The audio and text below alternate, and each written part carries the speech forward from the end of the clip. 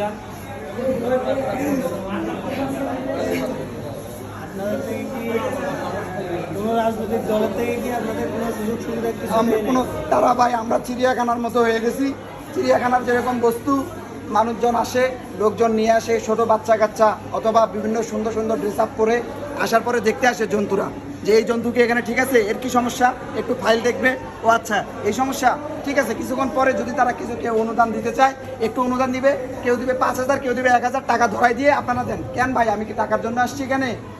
আপনারা বিরোধী দল যারা আছেন, বিরোধী দলের তারা আপনারা কি করতেছেন? আপনারা আপনাদের নির্বাচনের প্রস্তাবনা দিচ্ছেন যে আমরা নির্বাচন করব, আমরা অমুক করব, তমুক করব।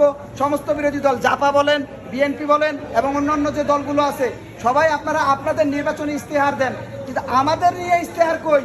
যে যারা পঙ্গুরা আহত আছে, আমরা যদি ক্ষমতায় আসি আমরা তাদেরকে নিয়ে কাজ করব, আমরা তাদেরকে পুনর্বাসন করব, আমরা তাদেরকে নিয়ে এই ব্যবস্থা রাখছি, এটা তো কেউ বলেন না কেন? আমরা তরুণরা যারা আছি প্রত্যেকটা দেখবেন আপনি হাসপাতালের বেডে ম্যাক্সিমাম 100 জনের ভিতরে 95% হচ্ছে তরুণ, একদম তরুণ। যারা প্রত্যেকটা দেশের, একটা দেশের মূল চালিকা শক্তি হচ্ছে তরুণ প্রজন্ম। সেই তরুণ প্রজন্ম যারা আছে তারাই তো আজকে বেডে আহত, তারাই তো পড়ে আছে। তাহলে দেশ আমাদের উঠবে কিভাবে? দেশ সামনে আগাবে কিভাবে?